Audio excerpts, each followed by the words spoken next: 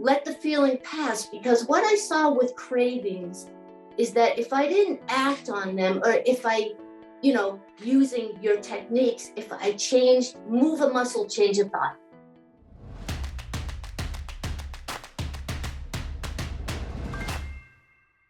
Hi everyone, this is Nasia Davos and welcome to this episode of Ask an Ex. Every Ask an Ex episode features an inspiring ex-smoker who succeeded with the CBQ method and who shares their personal experience and unique perspective on quitting smoking.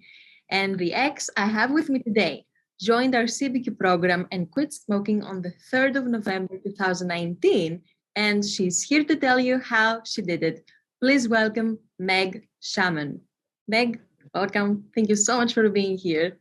Thank you. And huge congratulations on being almost 2.5 years smoke-free. This is huge achievement. Right. So you've been smoke-free for 2.5 years, nearly, very close to that. Yep. Take me back. How did you start smoking? Well, actually, so I was smoking up until when I quit for about 40 years. There was one period where I quit for about 3 years and then had sort of a traumatic experience and picked cigarettes up at that time.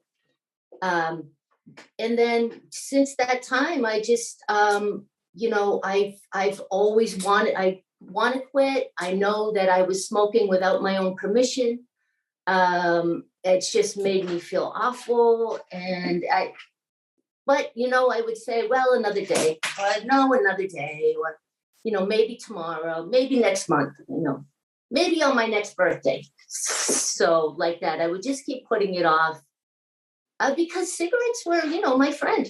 They made me feel like they were my friend, but all the while they were, killing me slowly. So that's how I got to where I was. I was online one night and I just said, well, let me see what's out there for quitting. Maybe they have some new gimmick. Maybe they have some new treatment. Maybe there's a pill I could take. Maybe they've come up with something by now. And that's where I found you. Yeah. And what an amazing find. I will tell you, what an amazing find.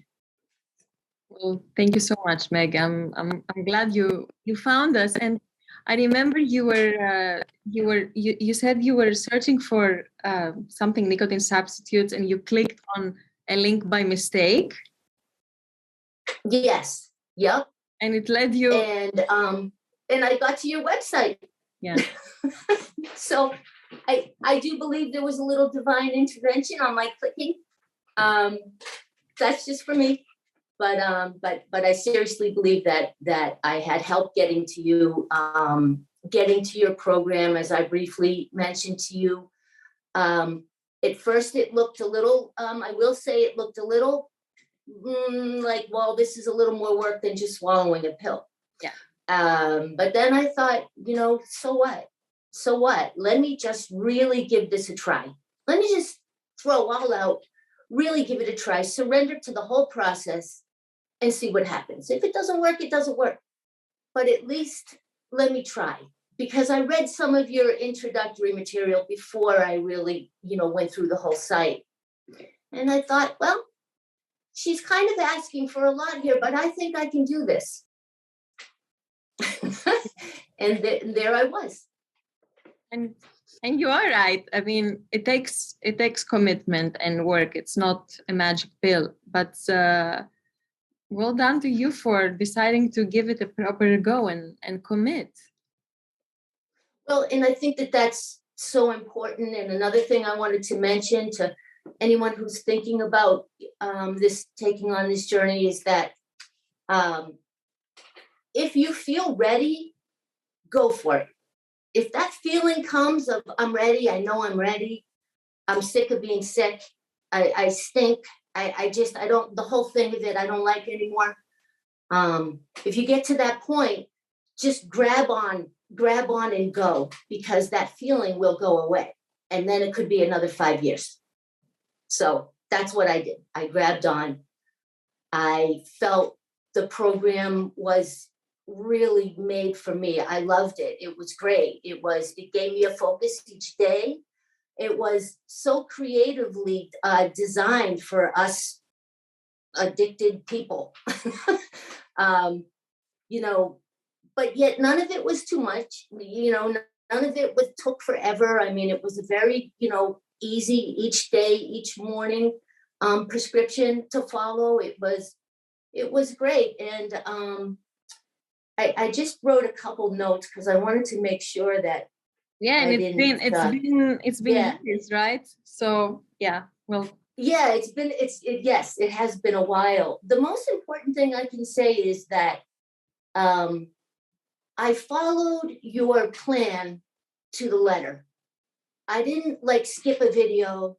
yeah, I didn't say, okay, maybe I don't need to write that down. That's not really, I can just go. I did every single thing because I really wanted to prove to myself that this could be a way that will work for me. yeah. So that was important, I think, in my success. And the other thing, what was the other thing?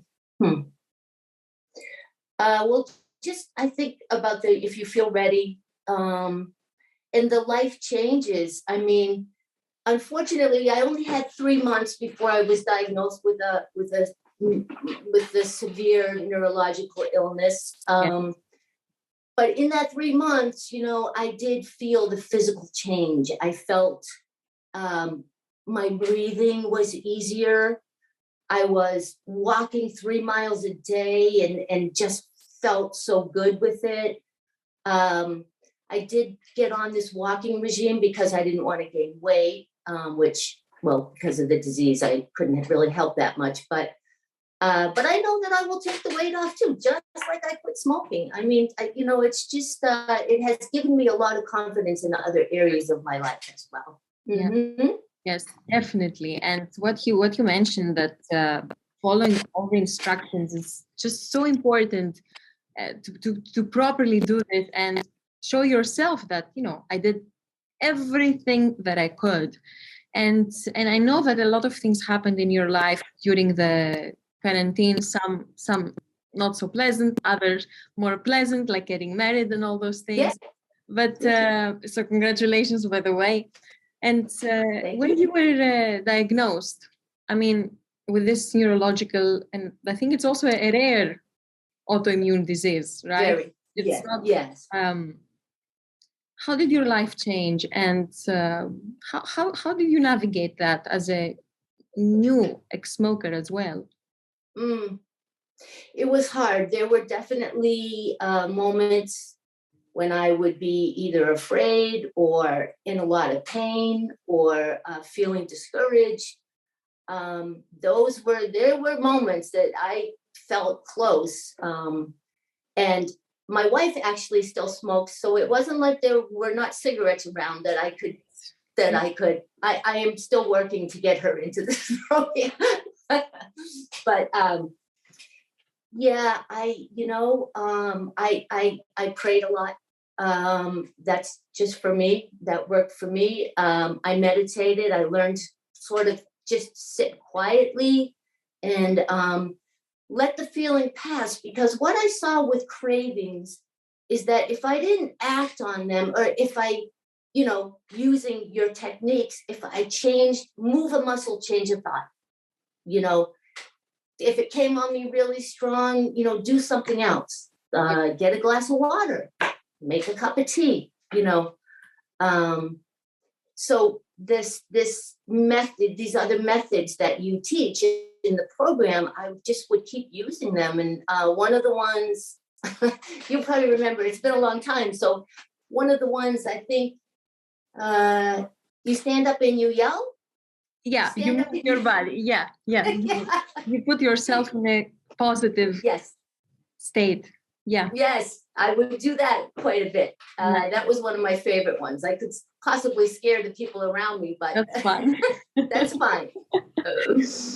And that's just navigating life with with this illness, very similar to MS.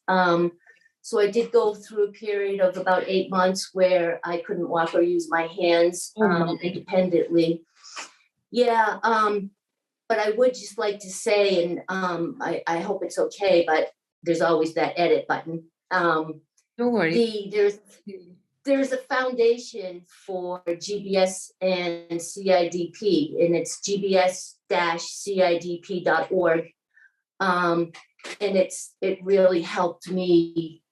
Their support and forums and information just really helped me as well. I will add the link under this video as well for everyone. Oh, thank you. Of course.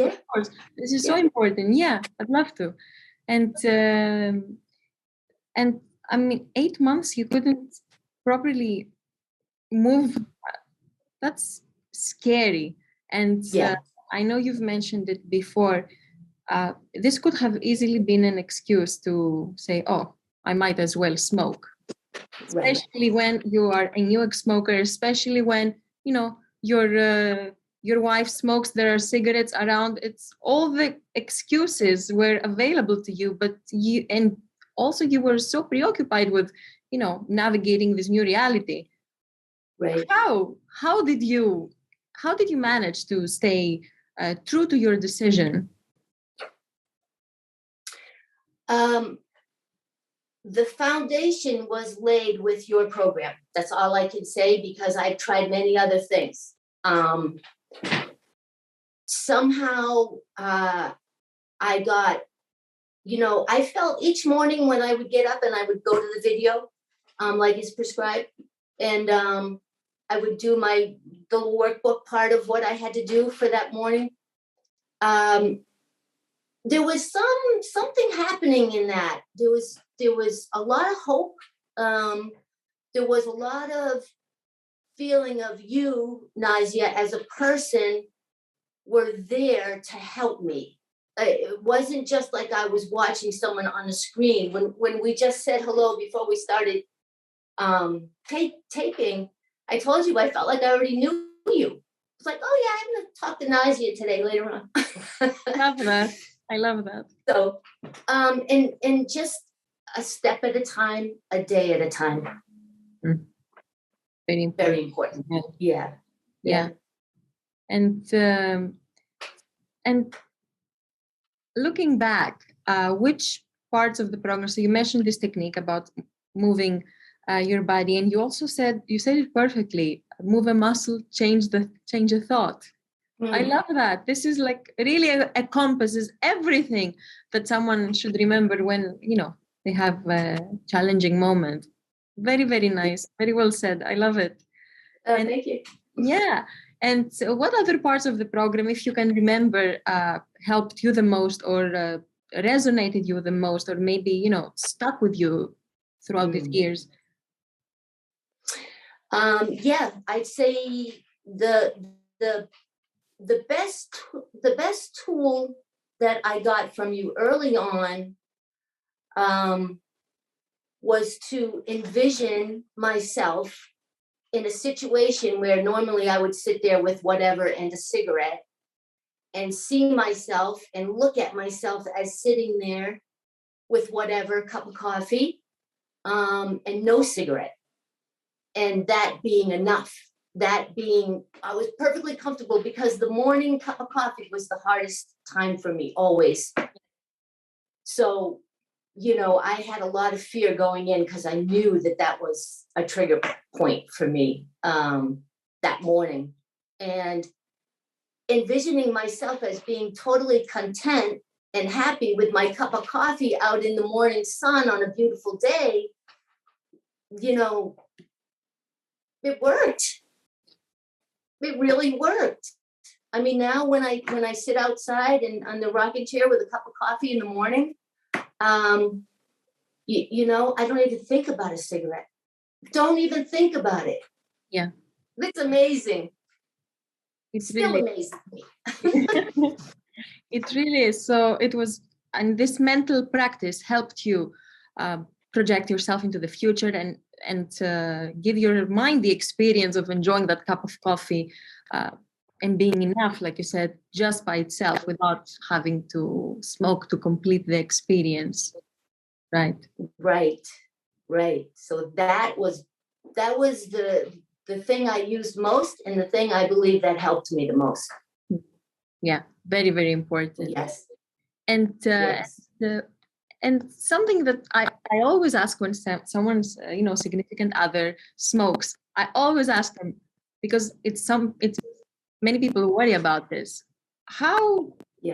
What advice would you have for someone who's also living with another smoker, and they're worried that, oh, if cigarettes are around, I will relapse, or if I'm going to feel like I'm missing out, or even I'm going to feel that my connection with that person is going to be broken because we won't have that shared smoking time. So what would you say to these people? Yeah, that was definitely a void that needed to be filled. Because we would sit outside together with our morning coffee and cigarette. Exactly. I would say, find those times in other places. So for 6 months or so, I couldn't sit out there. In fact, for about 6 months, I kept moving. I hadn't gotten to my worst yet with my illness. So I had that time to still be moving and up and about.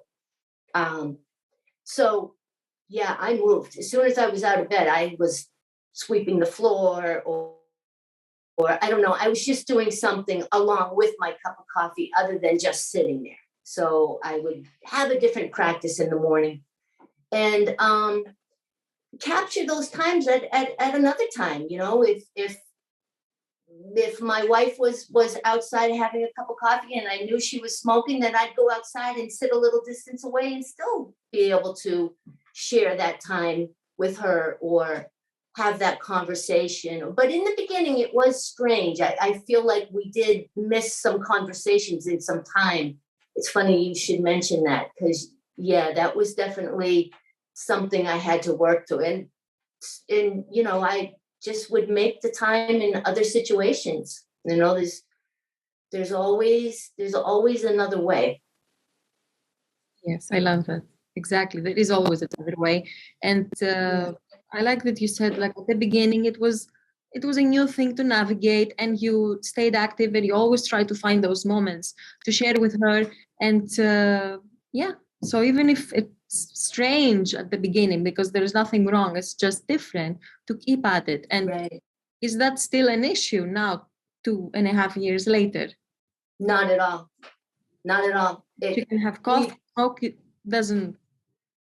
Nope, it doesn't bother me. As I say, I hope for her health and her sake that she will jump in the program as well. But she's got to be ready, and that's fine. That's between her and her, and hopefully she'll get there, but we'll be happy to help her whenever she's ready. I mean, Thank you. I know you will. Yep. I know you will. So that's not even don't even think about it anymore. Which is great, and hopeful, and to see that the future is great, even if the initial adjustment period has some challenges, and that's okay. Right. And the other thing about quitting for me was that was in 2018, my mom passed away, and she had quit herself, and she had asked me constantly, would you please quit? Would you please quit? And I knew that I was quitting around her birthday, and I knew that I would like to have it work out that way, but I really wasn't sure. And then I don't think I thought about it again until I realized on that day 10 of my first day without cigarettes was November 3rd, her birthday. And I hadn't even planned it that way, but wanted it to work out that way. So we have a little agreement. Things seem to be working out, and you're receiving lots of happy coincidences or signs, however you want to think about it. That's really nice. Right. Yeah. And and Meg, what did quitting smoking teach you? Wow. What did it teach me? Um, Mainly, I guess it taught me that I can live life without cigarettes. 40 years was a long time. And, cigarettes was just a cigarette was no different than almost an appendage or something. I mean, it's just a cigarette was with me for everything. And I don't need that for anything. So that's it. I can live life without cigarettes and be happy. Is there anything more important than that? I think that's wonderful. I don't think so. and I didn't ask, like, how are you doing with your illness now? Have you improved? Have you, like, are things better? Because you mentioned you had the low point where you couldn't move. Yes. How are things now? Yes, thank you. I have improved greatly. In August, I walked away from my walker. My walker is now in the basement. Yeah, I don't need it. I'm able to, do my everyday things on my own now since about August. Yeah, I'd say right around August, September. So yeah, those after about three rescue hospitalizations, lots of procedures, yeah,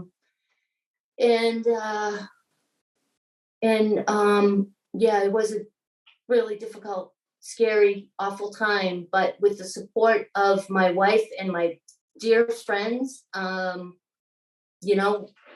we all got through it because it became us all getting through it. So, and yeah, I'm on infusions every 6 months, and this medication seems to be working well.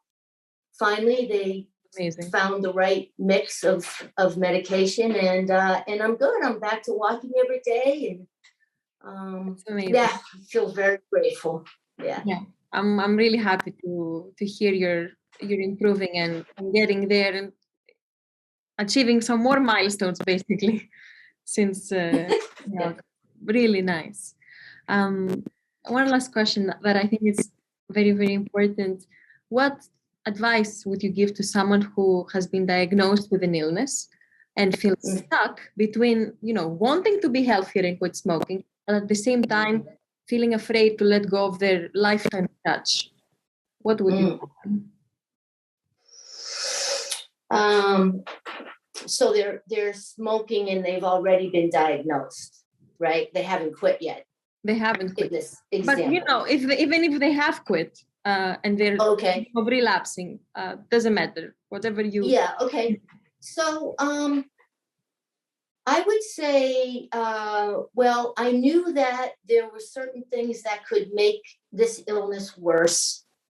One of which would be cigarettes. So I kept that always in the front of my mind. At those moments when I would feel like, I want to smoke, and I would breathe, and, those moments, just remember that a cigarette will only make things worse. It won't help me in any sort of way. And I don't know for anybody who's ever quit, but if you quit and relapse and pick a cigarette back up, it tastes horrible. It's disgusting. All its disguises are off. So you get the real thing, like how disgusting stick of smoke. So if I just kept that up front and that it would make me worse, and also as part of your program, there's a lot of different teas and stuff that you suggest and little concoctions. So I made like a hobby out of it. And I went to the health food store and I bought all these teas and little tea bags and, different bags of tea. And I made my own little concoctions. It became sort of a fun thing. Gave me something to do with my hands. And just focusing on, I was so focused on what can I do to help myself get through this, I didn't want to rely on the doctors. I didn't want to, I just knew that there was there was something inside me that I needed to find a way to persevere. And cigarettes would have just totally diverted me from that purpose, you know, and I don't even know, I may not even be walking today if I hadn't stayed away from the cigarettes. So I would say that just keep remembering that the cigarette will not help the situation, you know, and health is what I needed. Good health is what I, you know, good, healthy, everything. So that's what I did. Thank you for sharing that. Yeah, a cigarette won't help. And I like what you said, that all the disguises are off when you smoke again after a while. So that's really, really so true. Meg, thank you so much for taking the time and sharing all these things, your personal journey and your experiences. I know that everything you shared will help many others, those who may be struggling with any type of disease or dilemma or really difficult times, or even people who have already quit smoking and they're facing challenges. I'm really, really grateful you were able to come here and share this. So thank you so much.